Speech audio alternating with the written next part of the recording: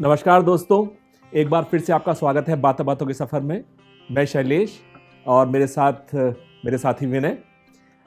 जैसा आप लोगों को पता है कि इस 22 जनवरी को श्री रामलला की भव्य मूर्ति की प्राण प्रतिष्ठा हो चुकी है। बड़े हर्षोल्लास के साथ हम सब ने एक तरह से दिवाली मनाई थी।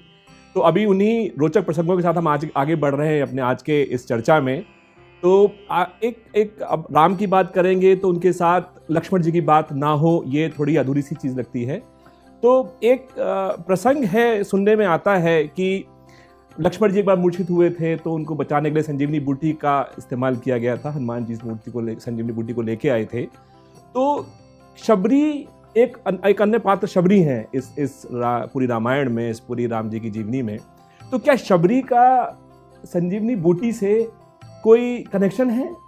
तो विनय, मैं तुमसे रिक्वेस्ट करूंगा कि क्योंकि मैं फिर से बोलता हूँ कि तुम्हें इन मामलों की अच्छी जानकारी है, तो क्या ऐसा कोई कनेक्शन रहा है शबरी का और संजीवनी बूटी का?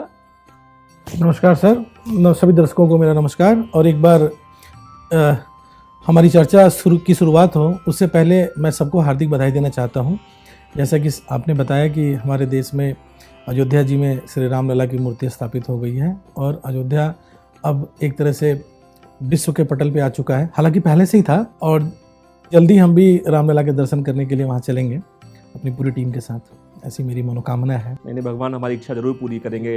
अब बात करते हैं, आपने जो चर्चा उठाई, श्री लक्ष्मण जी को जो शक्ति बाण लगा था और उन्होंने जो संजीवनी बूटी उनको दी गई थी उनके मूर्छा से उनको वापस लाने के लिए, तो संजीवनी बूटी से माता सबरी का एक बहुत बड़ा कनेक्शन है। अच्छा, ऐसा है क्या? हमारे पौराणिक कथाओं के अनुसार हम जो भिन्न भिन्न धर्म ग्रंथ पढ़ते हैं, पुराण पढ़ते हैं, उनके अनुसार माता सबरी एक राजा की पुत्री थी और राजा की पुत्री थी, उनका नाम था श्रवणा। अच्छा, बट हमने तो हमेशा उन्हें एक वन में देखा है बेसिकली। जी, वन में देखा हमने, लेकिन उसके थोड़ा सा उस पहले की कहानी पे जाते हैं। श्रवणा नाम था उनका बचपन का और उनके पिताजी एक राजा थे। तो वो चाहते थे, जैसा कि हर राजा चाहता है, कि श्रवणा की शादी एक राजकुमार से हो।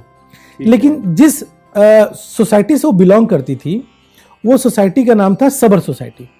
अच्छा, तो सबर इसलिए उनका नाम बाद में सबरी पड़ा, उनका असली नाम श्रवणा था। तो सबरी सोसाइटी जो थी, सबरी जो समुदाय था, उस समुदाय में ये चलन था कि शादी ब्याह में या किसी भी मांगलिक कार्यक्रम में वहां पे पशुओं को बलि दी जाती थी। अच्छा, मतलब ये विवाह का एक रिचुअल्स था। अच्छा। जो कि हर आदमी फॉलो करता था, चाहे वो राजा हो चाहे उस राज्य की कोई भी प्रजा हो, जो उस कम्युनिटी उस सोसाइटी को बिलोंग करता था। तो जाहिर सी बात है, जब इनकी शादी भील राजकुमार से तय हुई तो उस शादी में ये भी होना था कि ठीक है, इनकी शादी होगी तो पशुओं की बलि दी जाएगी। जो श्रवणा थी या माता सबरी थी, माता सबरी को इन सब चीजों में कोई दिलचस्पी नहीं थी। वो पशु प्रेमी थी। वो चाहती थी कि ये सब रिचुअल्स मेरी शादी में ना हो, पशुवध ना हो। और लेकिन एक तरफ से उनके समाज का ये वो था, प्रेशर था कि नहीं, ये तो अगर होगा तो रिचुअल है तो होगा ही होगा। तो इन्हीं सब चीजों को मतलब भांपते हुए उन्होंने क्या किया, उन्होंने संन्यास जीवन अपना लिया। अच्छा, उन्होंने ये डिसाइड किया कि मैं अब शादी ही नहीं करूंगी, क्योंकि इस रिचुअल का पार्ट नहीं बनना है, इसलिए शादी नहीं हुई। बिल्कुल, क्योंकि वो रिचुअल का पार्ट नहीं बनना चाहती थी। और अपने पिता से आज्ञा लेके वो तपोवन में अपना पूजा पाठ करने लगी। और कहाँ, किस तपोवन, मतलब कहाँ? वो चली गई ऋषि मतंग के आश्रम में। ऋषि मतंग जो थे वो बहुत बड़े ऋषि थे और उनका प्रभाव था उनके आश्रम में बहुत। कहाँ था ये, कहाँ पे था आश्रम? मतंग ऋषि का जो आश्रम था तो आज के कर्नाटका राज्य के कर्नाटका राज्य में है, किष्किंधा के पास। अच्छा, मतंग ऋषि वहां पे तपस्या करते थे। तो माता सबरी भी उस आश्रम में पहुंची जब वो एक युवती थी। अच्छा, क्योंकि उनकी शादी वाला समय चल रहा था, तो युवती थी, तो वैवाहिक उसमें उससे पहले मतंग ऋषि की शिष्या बनी और उन्हीं के साथ आश्रम में रहने लगी। उनके साथ बाकी लोग भी थे जो कि मतंग ऋषि के आश्रम में रहते थे। She was one of the devotees और followers of Matang Rishi, right. Matang Rishi ऐसे दिन बीतते गए। मतंग ऋषि धीरे धीरे हिमालय की तरफ प्रस्थान करने का उनका समय आ गया। बेसिकली उनके शरीर त्यागने का समय आ गया। तो वो जब जाने लगे तो माता सबरी ने उनसे कहा कि आप मुझे अपने साथ ले चलिए। अच्छा जी, ऋषि जा रहे थे तो वो उनका साथ नहीं छोड़ना चाह रही थी। कि बोल रही थी कि मैं अब क्या करूंगी यहाँ पे अकेले रह के आपके बिना, तो मुझे भी अपने साथ ले चलिए। सानिध्य में साथ ले चलिए। जी।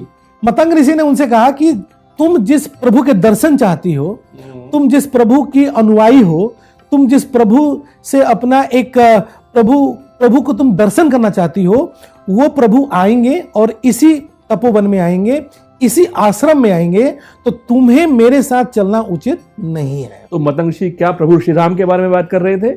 मतंग ऋषि प्रभु श्री राम के बारे में बात कर रहे थे। और मतंग ऋषि ने जब उन्होंने पूछा, माता सबरी ने जब उनसे पूछा कि प्रभु ऋषिवर, ये तो आपने बताया कि ठीक है प्रभु श्री राम आएंगे और मुझे साक्षात दर्शन देंगे, लेकिन वो कब आएंगे, मुझे कितने दिन तक उनकी प्रतीक्षा करनी पड़ेगी?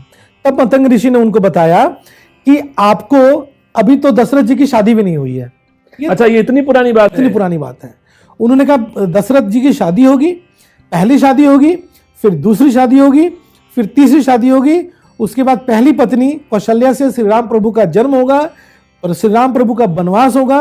वनवास होने के बाद माता सीता का हरण होगा और माता सीता के हरण के बाद प्रभु जब माता सीता की खोज में वन वन भटकते हुए आएंगे, तब वो तुम्हें दर्शन देंगे।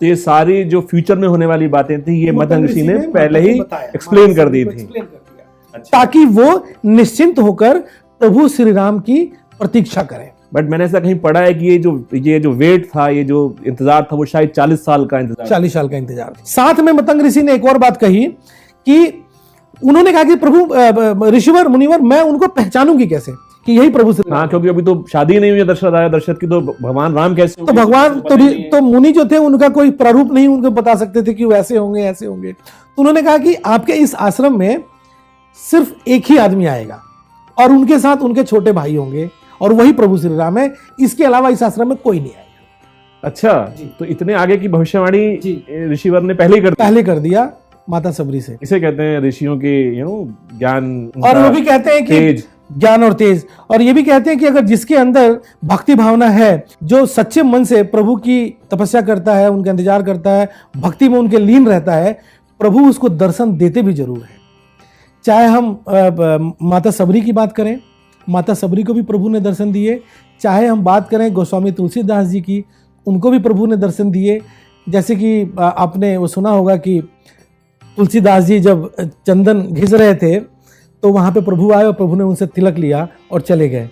तो बाद में हनुमान जी एक तोते के रूप में वहीं पे बैठे हुए थे और पूरी लीला को देख रहे थे। तो उन्होंने कहा कि चित्रकूट के घाट पे भय संतन की भीड़, तुलसीदास चंदन घिसे तिलक लेते रघुवीर।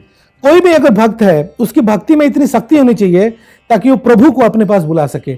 और ऐसे नहीं कि प्रभु ही हमें सिर्फ अपने पास बुलाते हैं, वो भी हमारे पास आते हैं। हमारी भक्ति में इतनी शक्ति होनी चाहिए। बट अभी क्वेश्चन वापस से वहीं आता है कि शबरी जी का संजीवनी बूटी से क्या संबंध है? तो जब सबरी माता रोज अपने कुटिया के सामने फूल सजाती थी, जब प्रभु का आने का समय नजदीक आ गया जी, तो फूल सजाती थी, घर को सजाती थी और कंदमूल फल ला के रखती थी ताकि प्रभु आएंगे तो मैं उनको ये कंदमूल फल स्वागत करूंगी, खिलाऊंगी।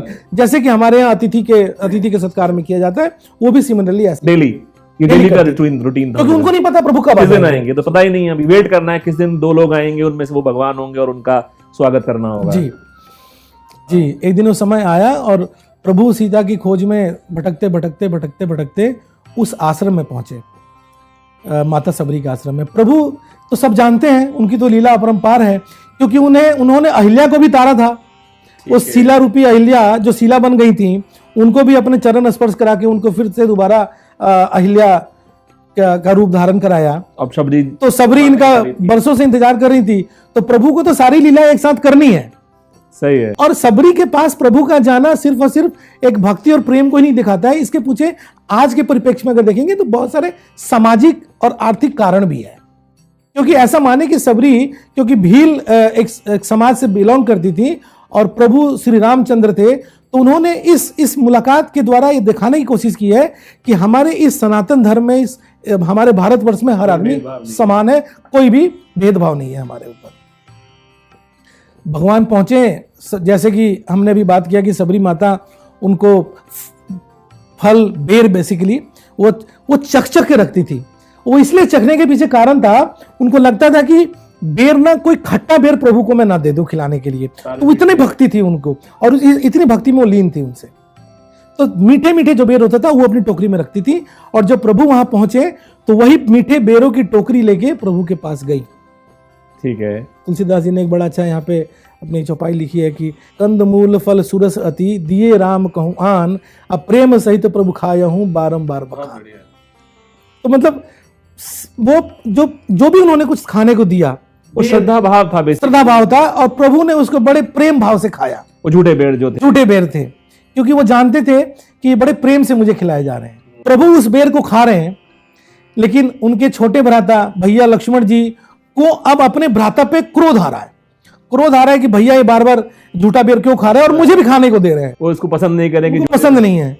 उन्होंने क्या किया कि जैसे श्री राम ने उनको कहा कि लो लक्ष्मण आप भी खाओ, उन्होंने बेर लिया और एक बेर को श्री राम प्रभु से छुपा के दूर फेंका।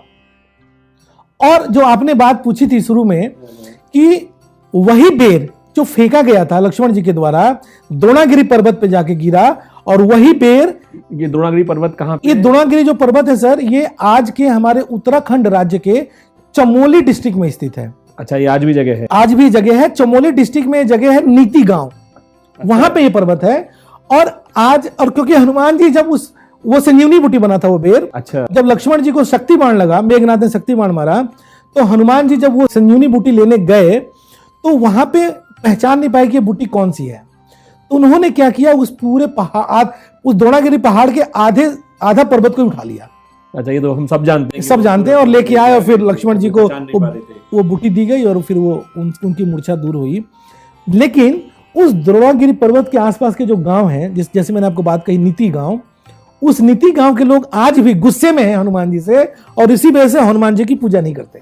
अच्छा, उस एरिया में जी। अच्छा अच्छा। तो हमारी जो ये कथा जहां से शुरू हुई थी, अब कथा यहाँ पे आई है कि सबरी, माता सबरी के द्वारा दिया गया झूठा बेर जो लक्ष्मण जी ने नहीं खाया था और उसको फेंका था, वो द्रोणागिरी पर्वत पे जाके गिरा और वो संजीवनी बूटी बना, और वही संजीवनी बूटी लक्ष्मण जी के उनके उपचार में काम आया जब वो मूर्छित हो गए थे।